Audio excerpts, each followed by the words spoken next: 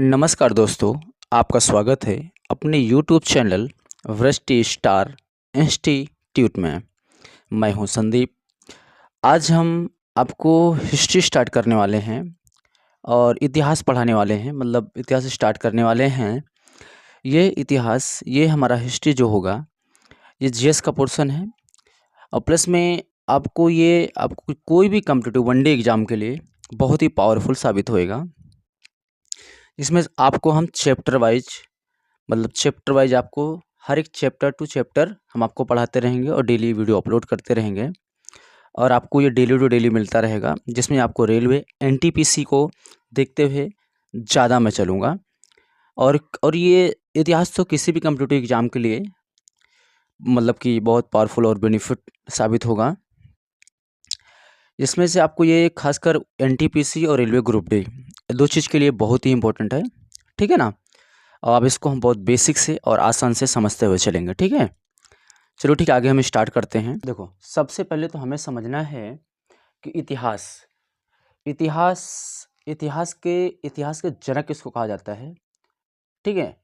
पहले बात समझो, इतिहास का जनक किसे कहा जाता है। जो हमारे इतिहास है ना, इतिहास के एक साइंटिस्ट थे जिनका नाम था हेरोडोटस। क्या नाम था? हेरोडोटस। इन्हें इतिहास का जनक कहा जाता है, हेरोडोटस को। और हेरोडोटस ने ही एक बुक लिखी थी जिसका नाम था हिस्टोरिका। क्या नाम था? हिस्टोरिका।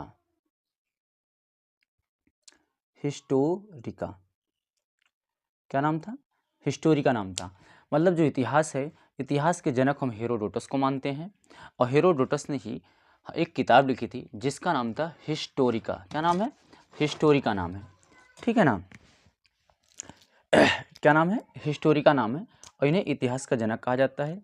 हेरोडोटस ने बुक लिखी थी, इस बुक का नाम है हिस्टोरिका। और हिस्टोरिका में लिखा क्या है? हिस्टोरिका में पूरा इतिहास के बारे में बताया है। क्या बताया है? इतिहास के बारे में बताया है, ठीक है ना। हम इसको देखते हैं, पहले इतिहास को हम पढ़ते कैसे हैं, ठीक है ना। पहले हम इतिहास को हम शुरुआत से पढ़ेंगे। देखो, इतिहास को हम 3 कालखंडों में पढ़ते हैं। किसमें? 3 कालखंडों में। नंबर 1, प्रागैतिहासिक काल। क्या नाम है? प्रागैतिहासिक काल। प्रागैतिहासिक काल। दूसरा हमारा है आद्यैतिहासिक काल।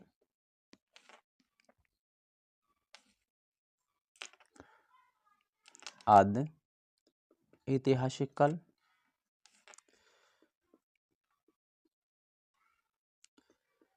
आद्यैतिहासिक काल।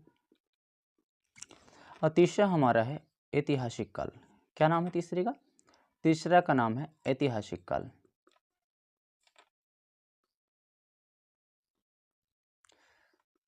तीसरे का नाम है ऐतिहासिक काल।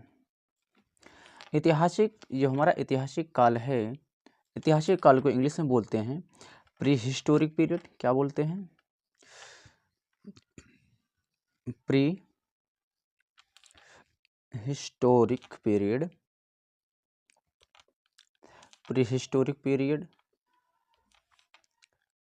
अब उसके बाद जो हमारा आद्य ऐतिहासिक काल है, इसको बोलते हैं प्रोटो हिस्टोरिक पीरियड। क्या बोलते हैं? Proto historic period. Historic period, इसको बोलते हैं प्रोटो हिस्टोरिक पीरियड। और ऐतिहासिक को बोलते हैं हिस्टोरिक पीरियड। क्या बोलते हैं? हिस्टोरिक पीरियड, ठीक है ना। हम इन्हीं 3 कालखंडों में हम क्या पढ़ते हैं? पूरे इतिहास को हम पढ़ते हैं, ठीक है। इन्हीं कालखंडों में हम पूरे इतिहास को पढ़ते हैं। अब इन्हीं 3 कालखंडों को हम बहुत बारीकी से और आराम से समझते हुए चलेंगे। देखो, जो हमारा प्रागैतिहासिक काल है, प्रागैतिहासिक काल जो है, ये प्रागैतिहासिक हमारा, इसको पाषाण युग बोलते हैं। क्या बोलते हैं? पाषाण युग बोलते हैं। और ये प्रागैतिहासिक काल हमारा ये करीब, अगर इसका समय मान लेते हैं, इसको हम अज्ञात से मानते हैं। पता है क्या मानते हैं? अज्ञात से मानते हैं। इसको हम अज्ञात से मानते चलते हैं, लेकिन फिर भी कुछ किताबों में मुझे मिला है इसको 5 लाख ले सकते हो BC। 5 लाख BC। BC मतलब बिफोर क्राइस्ट, मतलब काउंटिंग का, गिनती का उल्टा गिनना। जैसे 5 लाख BC से लेकर के इसको हम मानते हैं कहाँ तक, 2500 BC तक मानते हैं।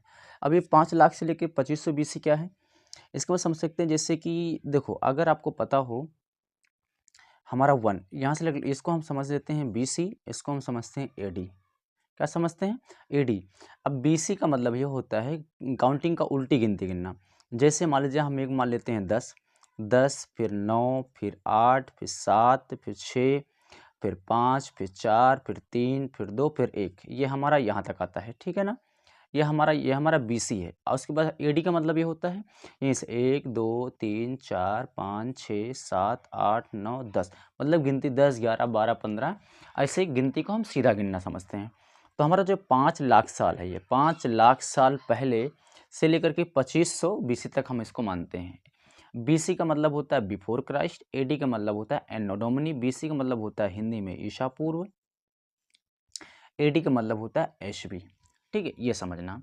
AD का मतलब क्या होता है, SB होता है, ठीक है ना। अब चलो हम थोड़ा समझते हैं इतिहास के बारे में। हम समझते हैं प्रागैतिहासिक काल। प्रागैतिहासिक काल हमारा 5 लाख BC से लेकर 2500 BC माना जाता है। अब उसके बाद आदि ऐतिहासिक, और इसमें हम पढ़ते क्या, इसमें हम पढ़ते हैं पाषाण युग। पाषाण युग मतलब पत्थरों का जमाना, पत्थरों का समय, पाषाण युग। इसमें हम पढ़ते हैं सिंधु घाटी सभ्यता। क्या पढ़ते हैं, जो हमारी भारत की पहली शहरीकरण है, सिंधु घाटी सभ्यता। और इसी में हम पढ़ते हैं वैदिक सभ्यता, जो हमारा 4 वेद लिखे गए थे, ऋग्वेद, यजुर्वेद, अथर्ववेद, है ना, वैदिक सभ्यता। और ऐतिहासिक काल में हम पढ़ते हैं मध्यकालीन भारत, मध्यकालीन इतिहास। दूसरा हमारा आधुनिक इतिहास, आधुनिक इतिहास,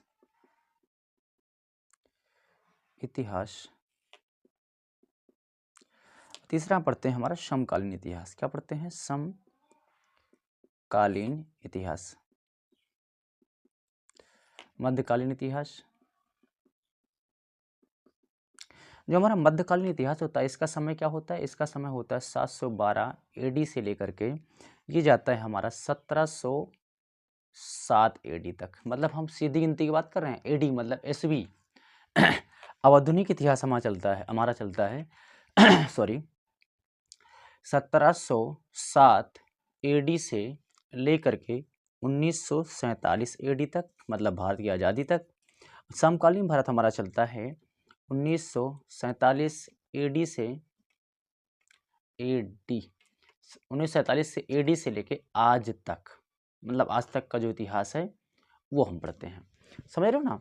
और वैदिक सभ्यता का जो समय माना जाता है, जो पीरियड है, इसमें होता है हमारा 2350 से लेकर के 2350 से मानते हैं इसको हम 1750 BC मानते हैं। क्या मानते हैं, BC। अब वैदिक सभ्यता का हमारा समय जो होता है 1500 BC से लेकर के 600 BC। क्या होता है, 600 BC। ये हमारा वैदिक सभ्यता है, ठीक है। लेकिन चर्चा तो हम आज करने वाले हैं पाषाण युग की, मतलब प्रागैतिहासिक काल की, है ना। हम इसकी चर्चा करने वाले हैं। चलो इन प्रागैतिहासिक काल को पहले पढ़ लेते हैं, फिर आद्य ऐतिहासिक पढ़ेंगे, फिर ऐतिहासिक पढ़ेंगे। प्रागैतिहासिक काल में हम पाषाण युग पढ़ लेते हैं, आद्य ऐतिहासिक में हम सिंधु घाटी सभ्यता, वैदिक सभ्यता, इसकी चर्चा हम आगे करेंगे। और ऐतिहासिक काल की चर्चा मध्यकालीन भारत, आधुनिक भारत, जो कुछ भी समकालीन भारत की हम चर्चा आगे धीरे धीरे करते रहेंगे, ठीक है ना। हम चर्चा किसकी करते हैं, प्रागैतिहासिक काल की। चलो प्रागैतिहासिक काल को बोलते हैं, ठीक है। प्रागैतिहासिक काल को हम भी 4 कालखंडों में मानते हैं। प्रागैतिहासिक काल को हम 4 कालखंडों में बांटते हैं। नंबर एक होता है हमारा पूरा पाषाण काल, पूरा पाषाण काल, प्रागैतिहासिक काल को पूरा पाषाण काल। और दूसरा हमारा होता है मध्य पाषाण काल, मध्य पाषाण काल। तीसरा हमारा होता है नवपाषाण काल, नवपाषाण काल। चौथा हमारा होता है ताम्रपाषाण काल, ताम्रपाषाण काल। अब देख लेते हैं इनका समय क्या था सभी का। पूरा पाषाण काल का समय माना जाता है अज्ञात से, मतलब अज्ञात मतलब भाई 5 लाख ही समझ सकते हैं, इसको लिख सकते हैं अज्ञात, क्योंकि इसका कोई फिक्स नहीं है। अज्ञात से लेकर के 10,000 BC मानते हैं, और मध्य पाषाण काल का 10,000 BC से लेकर के 4,000 BC, और नव पाषाण काल का मानते हैं हम 4,000 BC से लेकर के 2,800 BC, और ताम्र पाषाण काल को हम मानते हैं 2,800 BC से लेकर के 2,500 BC। ये हमारे इन मतलब पाषाण युग के कालखंडों का समय है। लेकिन अगर पूछे तो प्रागैतिहासिक काल को 4 कालखंडों में पढ़ते हैं, लेकिन अगर पाषाण युग को समझते हैं तो पाषाण युग में से खाली 3 ही आते हैं, ये 3 खाली। पाषाण युग का मतलब ये हुआ कि पाषाण मतलब पत्थर, पाषाण मतलब क्या होता है, पत्थर, पत्थर का टाइम, पत्थर का पीरियड, पत्थर का समय। बात समझ रहे हो ना, पत्थर का पीरियड, पत्थर का समय, पत्थर का समय। क्योंकि हमारा जो पाषाण युग, क्योंकि पूरे पाषाण काल में भी पत्थरों का प्रयोग किया गया था, मध्य पाषाण काल में भी पत्थरों का प्रयोग किया गया था, नव पाषाण काल में पत्थरों का प्रयोग किया गया था। लेकिन जो ताम्र पाषाण काल चलता है इसमें पत्थरों का प्रयोग बहुत ही कम मात्रा में हुआ। यहाँ पे तांबे की खोज हो गई थी, इसकी वजह से ताम्र पाषाण काल निपट गया। हाँ, किस चर्चा कर रहे थे, ताम्र पाषाण काल ना। ताम्र पाषाण काल हमारा क्या, तांबे की खोज हो गई थी, यहाँ पे पत्थरों का प्रयोग बहुत कम हो गया, वजह इसलिए इसको हम ताम्र पाषाण की अधिक मात्रा में मिलना तांबा का, इसके वजह उसकी वजह से हम ताम्र पाषाण काल इसको बढ़ता है। प्रागैतिहासिक काल 4 कालखंडों में है, पाषाण युग 3 कालखंडों में। पाषाण युग हमारा पूरा पाषाण काल, मध्य पाषाण काल, नव पाषाण काल। लेकिन प्रागैतिहासिक पूछे, प्रागैतिहासिक काल हमारा 4 कालखंडों में। इतनी बातें समझ में आ गई? समझ में आ गई हो तो हम एक एक करके सभी की चर्चा करते हैं। अगर हम पूरा पाषाण काल की समझ रहे हो ना, पूरा पाषाण काल जो है ना, पूरा पाषाण काल, मध्य पाषाण काल, नव पाषाण काल, ताम्र पाषाण काल, अब इनकी चर्चा हम एक एक करके हम चर्चा करते हैं, ठीक है ना। चलो ठीक है, चलो चर्चा किससे करते हैं हम पूरा पाषाण काल के। हम प्रागैतिहासिक काल की चर्चा करते हैं। प्रागैतिहासिक काल में हम पहले पढ़ेंगे पूरा पाषाण काल, फिर दूसरा पढ़ेंगे मध्य पाषाण काल, तीसरा पढ़ेंगे नव पाषाण काल, ठीक है ना। चलो ठीक है, पूरा पाषाण काल की चर्चा कर लेते हैं। सबसे पहले इसमें हम लिख सकते हैं जो हमारे, देखो पहले पाषाण युग की चर्चा करेंगे। पाषाण युग में 3 आते हैं, पूरा पाषाण काल, मध्य पाषाण काल, नव पाषाण काल, ठीक है ना। तो हम पहले पर चर्चा करते हैं पाषाण युग की, मतलब पूरा पाषाण काल की।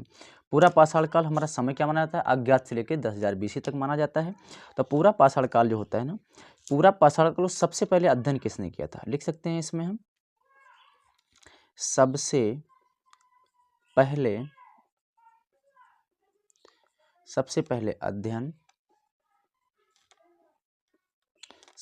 अध्ययन रॉबर्ट, एक वैज्ञानिक थे, रॉबर्ट ब्रूस ने किया था। किसने किया था, रॉबर्ट ब्रूस ने किया था।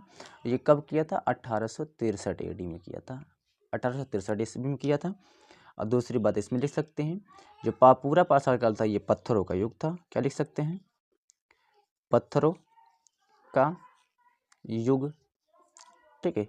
तीसरी बात इसमें लिख सकते हैं, ये पत्थरों का युग था। पत्थरों का इसलिए था क्योंकि इसमें क्या होता है, पत्थरों का प्रयोग बहुत ज़्यादा किया जाता है। बहुत ज़्यादा करने के बाद मतलब कि इसमें पत्थर से ही शिकार भी किया जाता था। पत्थर उठा करके फेंक देते, किसी जन मर जाता तो खा लेते थे। क्या इसमें ये करते थे, पत्थरों का युग था, ठीक है ना। दूसरी बात इसमें खाना बदोश था इंसान, लिख सकते हो इसमें खाना बदोश।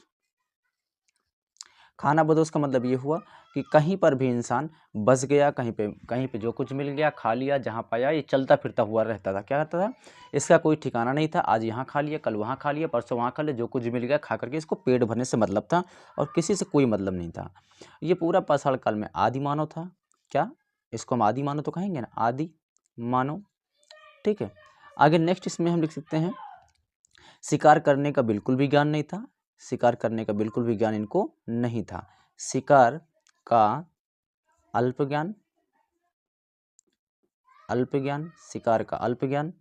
और नेक्स्ट इसमें लिख सकते हैं कि कच्चा मांस खाता था इनको, क्योंकि इनको पकाना पता ही नहीं था, आग की खोज हुई नहीं थी तब तक जब भी कच्चा मांस खाता था, है ना। क्या खाता था, कच्चा मांस खाता था। मतलब कि कोई भी इंसान को, जानवर को मार दिया, मारने के बाद खा लिया, इससे क्या हो गया, कच्चा मांस खाता था, कच्चा मांस खाता था। नेक्स्ट है इसमें हाँ कि यो ध्यान देना, जो पूरा पाषाण काल है, इसी पूरा पाषाण काल में ही आग की खोज हो गई थी। क्या हो गई थी, आग की खोज। आग की खोज हो गई थी, किसमें हुई थी, पूरा पाषाण काल में। ये मोस्ट इंपॉर्टेंट है, इसको इंपॉर्टेंट लिख लो। आग की खोज कब हुई थी, आग की खोज हमारा पूरा पाषाण काल में हो गई थी, ठीक है। और इसमें जीवन तो अस्थिर था। क्या, जीवन अस्थिर, मैंने आपको पहले बताया ना, जहाँ पाया वहीं पे खा लिया। इसमें लिख सकते हो जीवन अस्थिर, जीवन अस्थिर था। ठीक है, इसमें जो भी मानव था जहाँ पाया वहीं पे खा लिया, खाते पीते हुए घूमता फिरता रहता था, इसलिए जीवन अस्थिर कह सकते हैं।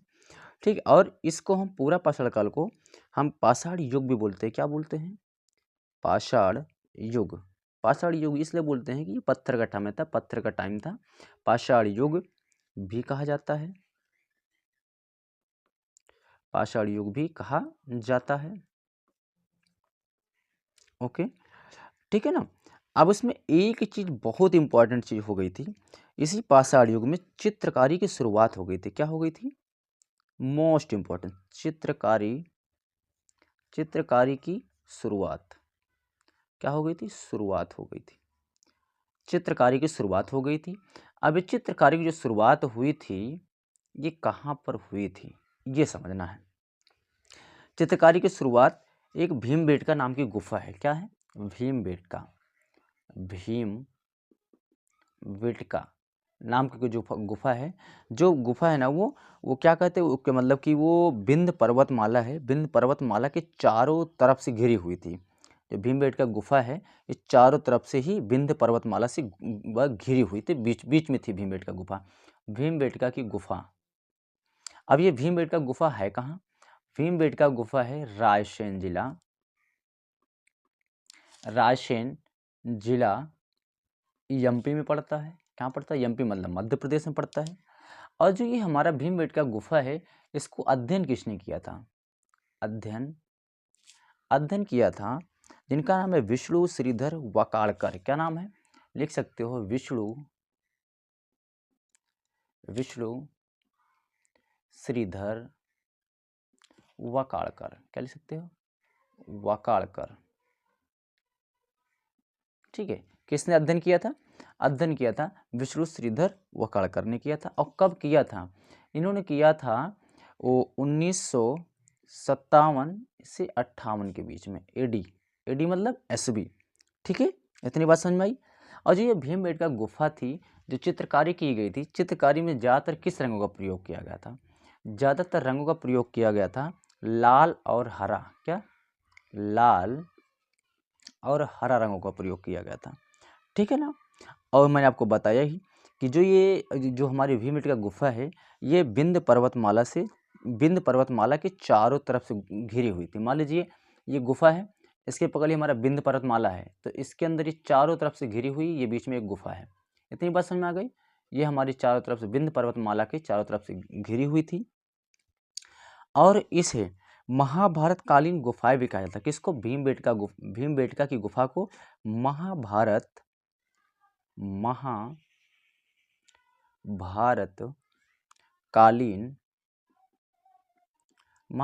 कालीन गुफाएं भी कहा जाता है।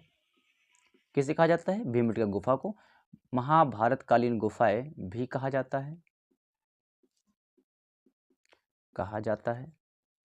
ठीक है ना। और इसकी निरंतरता मैंने आपको बताया कि विंध्य पर्वतमाला के चारों तरफ, इसमें लिख सकते हो चारों तरफ से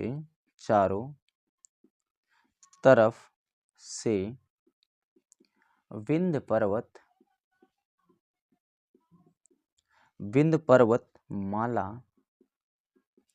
माला से घिरी हुई थी। क्या हुई थी? घिरी हुई थी। क्या हुआ था? ये विंध्य पर्वतमाला से चारों तरफ से घिरी हुई थी। और इसमें एक खास बात यह है, जो भीमबेटका गुफा है ना, ये निरंतरता मध्यकालीन इतिहास तक थी। कब थी? इसमें लिख सकते हो निरंतरता इसकी कब तक थी? मध्यकालीन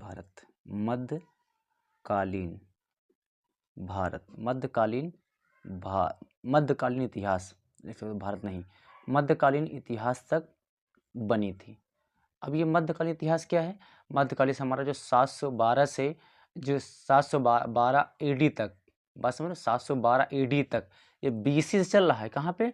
कोई ध्यान देना, जो हमारा ये कब क्या पढ़ रहे हैं? पूरा पाषाण काल पढ़ रहे हैं। पूरा पाषाण क्या है? अज्ञात से लेकर 10,000 बीसी, 10,000 बीसी की बात कर रहे हैं, लेकिन हमारा ये बीसी की बात कर रहे हैं, लेकिन है एडी में। 712 एडी तक किसकी निरंतरता बनी थी? किसकी? भीमबेटका की गुफा की। इतनी बात मैंने बता दिया। भीमबेटका गुफा मोस्ट इंपॉर्टेंट है। भीमबेटका गुफा हमारा पूरा पाषाण काल में हुआ था। अध्ययन किसने किया था? विष्णुश्रीधर वाकाड़कर ने किया था। कब किया था? 1957 से 58 के बीच में किया था। एक ये इंपॉर्टेंट है बहुत ज़्यादा। दूसरा, हमारा पूरा पाषाण काल का अध्ययन किसने किया था? ये मोस्ट इंपॉर्टेंट है। उसके बाद ये सब तो ठीक, ये इंपॉर्टेंट है। शिकार का अल्प ज्ञान था, कच्चा मांस का था। और ये कि हमारा इंपॉर्टेंट आग की खोज हो गई थी, चित्रकारी की शुरुआत हो गई थी। ठीक है, ये हमारा पूरा पाषाण काल में ये 3-4 चीज़ें हैं जो बहुत इंपॉर्टेंट है, जो क्वेश्चन बार बार पूछा जाता है। ठीक है ना। अगर इतनी बातें समझ में आ गई हो पूरा पाषाण काल की बातें, तो आगे हम बात करते हैं मध्य पाषाण काल की। ठीक है ना, किसकी बात करते हैं? मध्य पाषाण काल की। चलो ठीक है, आगे बढ़ते हैं। ठीक है, हम चर्चा किससे करते हैं? हम मध्य पाषाण काल की चर्चा कर रहे हैं। ठीक है ना। अब मध्य पाषाण काल जो है हमारा, मध्य पाषाण काल की चर्चा कर रहे हैं। मध्य पाषाण काल को हम माइक्रोलिथिक युग भी बोलते हैं। क्या बोलते हैं? माइक्रोलिथिक युग बोल। अगर पूछ ले कि पाषाण युग में माइक्रोलिथ युग किसे बोला जाता है, तो मध्य पाषाण काल को बोला जाता है। ठीक है। अब माइक्रोलिथिक मतलब, माइक्रो मतलब क्या होता है? छोटा। माइक्रो मतलब ये हुआ था कि मध्य पाषाण काल में पत्थरों के औजारों, मतलब पत्थर के छोटे छोटे औजारों का बड़े स्तर पर प्रयोग करना। जैसे पत्थर को रगड़ करके उसको नोकीला बना लेना और जानवरों को मारना, मारने के बाद उनको मार करके ही खाना। तो मतलब ये समझ सकते हो, पत्थरों को छोटे छोटे औजारों को रूप में बड़े स्तर पर प्रयोग करना। इसकी वजह इसको हम क्या कहा जाता है? पाषाण काल को, हम मध्य पाषाण काल को हम माइक्रोलिथिक युग भी बोलते हैं। इसका समय क्या माना जाता है? 10,000 BC से लेकर के 4,000 BC तक। ठीक है ना। तो चर्चा कर लेते हैं कि मध्य पाषाण काल में जो जो इंपॉर्टेंट है वही पढ़ेंगे। ठीक है ना। मध्य पाषाण काल में, मतलब मध्य पाषाण काल में क्या क्या हुआ था? मध्य पाषाण काल में पशु पालना स्टार्ट हो गया था। क्या? पशुपालन, लिख सकते हो पशुपालन। जो पशु पालना स्टार्ट, सबसे बताओ, कमेंट करो फटक से कि सबसे पहला पशु कौन सा पाला गया था? सबसे पहला पशु कौन सा पाला? कमेंट करो। पहला पशु कौन सा पाला गया था? जो पशु पाला गया था, इसके साक्ष्य कहाँ से मिलते हैं? एक मिलते हैं आदमगढ़। कहाँ? आदमगढ़। आदमगढ़ जो हमारा एमपी में पड़ता है। क्या पड़ता है? एमपी में पड़ता है। दूसरा हमारा मिलता है बांगौर। बांगौर हमारा कहाँ पड़ता है? आरजे, मतलब राजस्थान में पड़ता है। और नेक्स्ट हम लिख सकते हैं, मालूम पड़ा कि पहला पशु कौन सा पाला? पहला पशु जो है कुत्ता पाला गया था। लिख सकते क्या? कुत्ता। पहला पशु कुत्ता पाला गया था। ठीक है। इसमें लिखो दूसरा। नेक्स्ट लिख सकते हो, इसी मध्य पाषाण काल में ही तीर कमान का प्रयोग शुरू हो गया था। क्या हो गया? तीर कमान का प्रयोग। तीर कमान का प्रयोग। अब तीर कमान का प्रयोग यह हुआ कि तीर बनना, जैसे आज टाइम पे बनाया जाता है ना, कि तीर धनुष बाण जिसको बोलते हैं। तीर कमान का प्रयोग मतलब कि तीर बना करके तीर के माध्यम से जानवरों को शिकार करना। ठीक है। तीर के माध्यम से जानवरों से अपनी सुरक्षा करना। क्या होता है? ये सब कब स्टार्ट हो गया था? मध्य पाषाण काल में स्टार्ट हो गया था। जो हमारा मध्य, देखो इसके पहले हम क्या पढ़ रहे थे? पूरा पाषाण काल। पूरा पाषाण काल में शिकार करने का कोई भी ज्ञान नहीं था, कोई भी दिमाग नहीं था। लेकिन जो हमारा ये मध्य पाषाण काल स्टार्ट हो जाता है, मध्य पाषाण काल में शिकार करने का पूर्ण ज्ञान हो जाता है। तभी तो देखो हमारा तीर कमान बना है, इसका मतलब साफ साफ साबित है, तीर कमान से वो शिकार करते थे। तो मतलब क्या हुआ? शिकार करने का उनको बहुत नॉलेज हो गई थी, बहुत जानकारी मिल गई थी। शिकार करने का, लिख सकते हो इसमें पूर्ण ज्ञान हो गया था। दूसरा इसमें लिख सकते हो, मिट्टी के बर्तन बनाने लगे थे। क्या बने थे? मिट्टी के बर्तन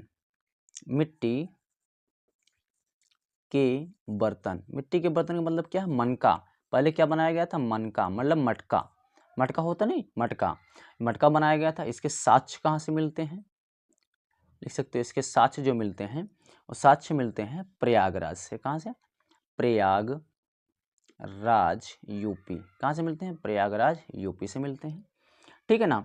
और दूसरा इसमें मिले थे, 100 दफनाने की प्रथा स्टार्ट हो गई थी। मतलब जो हमारा मध्य पाषाण काल था, पहले पूरा पाषाण काल में क्या होता था कि कोई इंसान मर गया, उसको फेंक देगा, हम मरे हुए इंसान को भी खा जाते होंगे, उसका भरोसा नहीं। लेकिन जो हमारा मध्य पाषाण काल स्टार्ट हो गया था, मध्य पाषाण काल में ही 100 दफनाने की प्रथा स्टार्ट हो गई थी। क्या? 100 मतलब मृत्यु शरीर, 100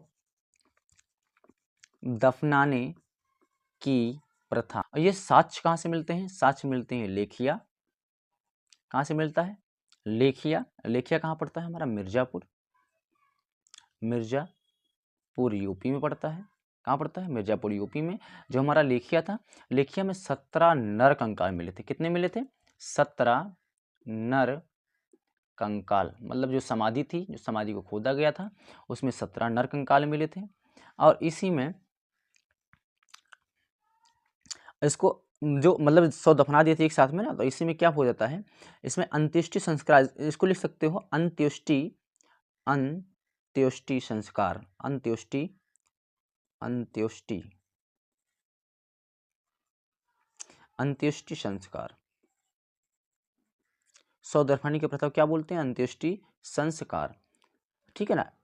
इसका मतलब कि अंत्येष्टि संस्कार मतलब ये हुआ, इसमें क्या हुआ था कि तीन तीन मतलब 3 समाधि लिख सकते हो एक ही कब्र में, जैसे मान लीजिए एक कब्र हो, एक कब्र में 3 समाधि, क्या 3 समाधि। अब इसका मतलब क्या है, 3 समाधि, एक इसका मतलब ये हुआ कि जो हमारी मान लीजिए एक कब्र है, ये एक कब्र बनाई गई है, इसके अंदर तीन आदमी को क्या किया था, दफनाया गया था। इसे क्या बोलते हैं, एक ही कब्र में 3 समाधि, मतलब 3 लोगों को लाश उसमें मिली थी ना। लाश क्या मिलेगी, वो हड्डी वगैरह मिली होंगी, नरकंकाल, ठीक है ना। इसके साक्ष्य कहाँ से मिलते हैं, इसके साक्ष्य मिलते हैं दमदमा, दमदमा कहाँ पड़ता है, दमदमा हमारा प्रतापगढ़ में पड़ता है। कहाँ पड़ता है, प्रतापगढ़, प्रतापगढ़ में पड़ता है, प्रतापगढ़ यूपी है कि नहीं। और इसी मध्य पाषाण काल में युगल समाधि मिली थी, क्या मिली थी, युगल समाधि। अब युगल समाधि क्या है, युगल समाधि, युगल समाधि का मतलब ये हुआ पति पत्नी की, क्या पति पत्नी की समाधि, पति पत्नी की समाधि, पति पत्नी समाधि। अब सोच रहे होंगे पति पत्नी कैसे, मालूम, मान लीजिए 2 नरकंकाल मिले, एक ये मिला, एक ये मिला। अब दो नरकंकाल मिले तो आप कैसे पता करें ये पति की है ये पत्नी की है, माइंड में तो क्वेश्चन बन ही रहा होगा। जब जो कंकाल निकाला गया तो इसका डीएनए टेस्ट किया गया था ना, डीएनए टेस्ट करेंगे तो मालूम पड़ ही जाएगा ना, ये फीमेल है ये मेल है, बात समझ रहे हो ना, मेल है कि फीमेल है ये मालूम पड़ ही जाएगा। इसके साक्ष्य कहाँ से मिलते हैं, इसके साक्ष्य मिलते हैं महदहा, एक मैदहा जिला पड़ता है, जो कहाँ पड़ता है, यूपी में पड़ता है। मैदहा जिला क्या है, मतलब एक तहसील समझ लो, है ये हमारा यूपी में पड़ता है मैदहा। इतनी बातें समझ में आ गई। अगर समझ में आ गई हो तो आगे हम चर्चा करते हैं इसकी नवपाषाण काल की, किसकी, नवपाषाण काल। नवपाषाण काल में देखते क्या क्या हुआ था, जो हमारा नवपाषाण काल स्टार्ट हुआ था, नवपाषाण काल में शिकार करने का पूरा ज्ञान हो गया था। लेकिन इसमें सबसे ज़्यादा क्या काम की बात हो गई, सबसे ज़्यादा इसमें ये बात हो गई थी, इसमें कृषि करना सीख गया था इंसान, क्या, कृषि करना, कृषि करना सीख गया था, कृषि करने का पूर्ण ज्ञान हो गया था। ठीक है, अगर कृषि करेगा, मानो तो कृषि करेगा तो सीधी सी बात जीवन भी अस्थिर हो जाएगा, क्या हो जाएगा, जीवन स्थिर हो गया था। भाई इंसान रहेगा एक जगह पे तो, क्योंकि खेती 1-2 दिन की तो होती नहीं, कम से कम 60 दिन की फसल होती है, 2 महीने 3 महीने की फसल होती है। कोई भी अगर खेती कर रहा है तो इसका मतलब जीवन भी स्थिर हो जा रहा है, जीवन रह करके एक घर झोपड़ी बना रहे होगा, झोपड़ी बना कर रहता होगा, नहीं पेड़ पालों पर रहता होगा, जीवन रहने लगा था। इसमें क्या हो गया था, जीवन खेती करना सीख गया था। आप लोग को कमेंट करना है जो सबसे पहली खेती की गई थी वो किस चीज़ की थी। ठीक है, आगे हम बात करते हैं, पहली फसल कौन सी थी, कमेंट करो फटाक से बताओ। पहली फसल जो हमारी थी, सबसे पहली फसल हमारी जौ, क्या इसमें लिख सकते हो, पहली फसल जौ की गई। जौ मतलब क्या बोलते हैं, गुजई, जिसको बोलते हैं गुजई, अभी गांव घर भाषा में बोलते हैं ना गुजई, जौ जिससे हवन वगैरह किया जाता है, जौ। पहली खेती किसकी थी, जौ की थी। जो इसके साक्ष्य कहाँ से मिलते हैं, इससे साक्ष्य मिलते हैं मेहरगढ़, क्या मिलते हैं, मेहरगढ़, जो पाकिस्तान में पड़ता है, PA की पाकिस्तान में पड़ता है। कहाँ पड़ता है, जो पाक में पड़ता है, बेलन नदी के किनारे, कहाँ, बेलन नदी के किनारे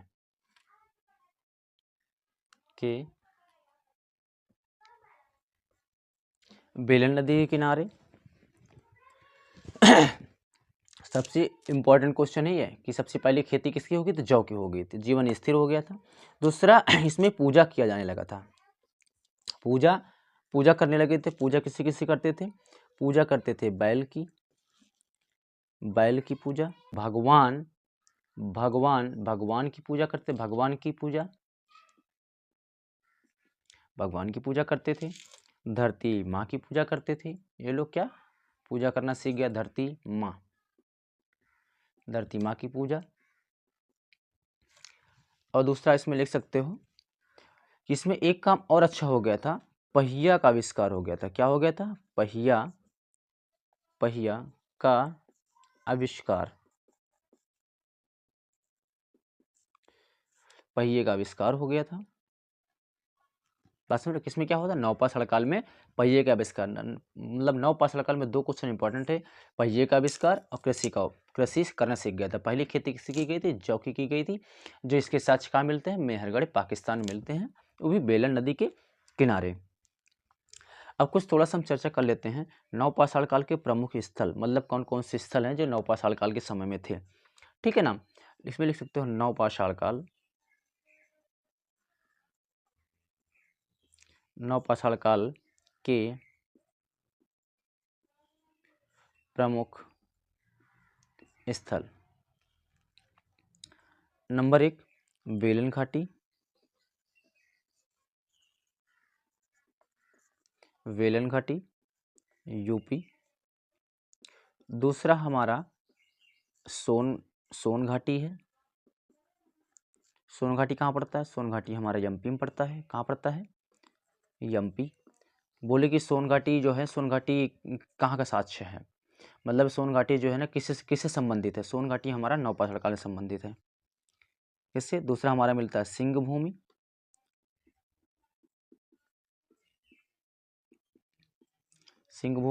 सिंह भूमि हमारा झारखंड में पड़ता है। कहाँ पड़ता है, झारखंड में पड़ता है।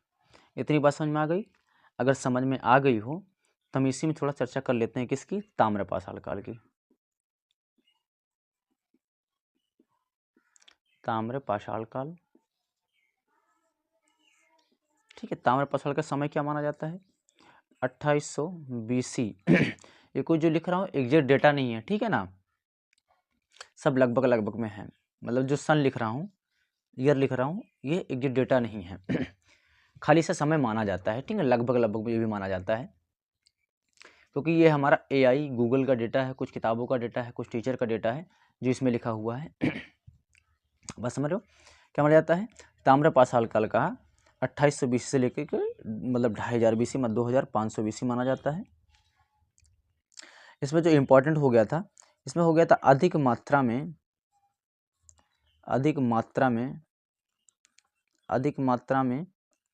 तांबे की खोज। मतलब कि इसमें लिख सकते हो अधिक मात्रा में तांबे का पाया जाना, इसी की वजह से इसको हम ताम्रपाषाण काल बोलते हैं, ठीक है ना। और इसी को हम लिख सकते हैं, इसको तामवंती भी कहते हैं, इसको तामवंती भी कहा जाता है। किसको, ताम्रपाषाण काल को तामवंती भी कहा जाता है। समझ में आया। और दूसरा इसमें क्या, एक धातु जो थी, एक इसमें लिख लो पहले तांबा, सर लिख लो कांसा का प्रयोग होता था। तांबा एक धातु थी। कांसा क्या होता है, कांसा समझ लो कि कांसा जो तांबा प्लस टीन को मिला करके बनता था कांसा। क्या, तांबा प्लस टीन को मिला करके ये क्या बनता था, कांसा बनता था। समझ रहे हो ना। अब थोड़ा सा हम कुछ चर्चा कर लेते हैं ताम्रपाषाण काल की, कि कुछ संस्कृतियाँ, कुछ मतलब कि कुछ संस्कृतियाँ कैसी थी, इसमें मतलब की चर्चा कर लेते हैं। इसमें हेडिंग डाल लो ताम्रपाषाण कालीन लिख लो, ताम्रपाषाण कालीन संस्कृति जो फेमस है उनको लिख दे रहा हूँ। नंबर 1 वनास संस्कृति। वनास संस्कृति किससे संबंधित है, ताम्रपाषाण काल से वनास संस्कृति। दूसरा हमारा लिख लो इसमें कायथा संस्कृति। कायथा, अगर क्वेश्चन है कायथा संस्कृति किससे संबंधित है, ताम्रपाषाण कायथा संस्कृति। नेक्स्ट हमारा है मालवा संस्कृति।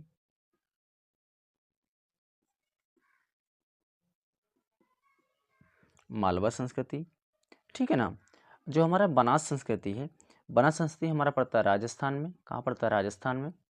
जो कायथा संस्कृति है हमारा, ये एमपी में पड़ता है, मध्य प्रदेश में। जो मालवा संस्कृति हमारा है ये भी हमारा कहाँ पड़ता है, एमपी में पड़ता है, मध्य प्रदेश में। जो हमारी बनास संस्कृति थी, बनास संस्कृति में तांबा बड़े पैमाने में मिला था। क्या मिला था? तांबा बड़े पैमाने में मिला था। यहाँ पे लिख सकते हो तांबा बड़े मात्रा में मिला था। ठीक। और दूसरा हमारा जो कायथा संस्कृति थी, इसमें साक्ष्य मिलते हैं कि इसमें क्या होता था, कृषि अच्छी खासी की जाती थी, पशु को पाला जाता था। क्या? पशुपालन, पशु को पाला जाता था। अब मालवा संस्कृति में तांबे के औजार बनने लगे थे। क्या बन रहे थे? तांबे के औजार, तांबे के औजार बनने लगे थे। ठीक, इतनी बात समझ में आ गई। अगर इतनी बात समझ में आ गई हो तो ये हो जाता है हमारा आद्य ऐतिहासिक काल खत्म। ठीक है, फिर मिलते हैं किसी नेक्स्ट वीडियो में। जय हिंद, जय भारत।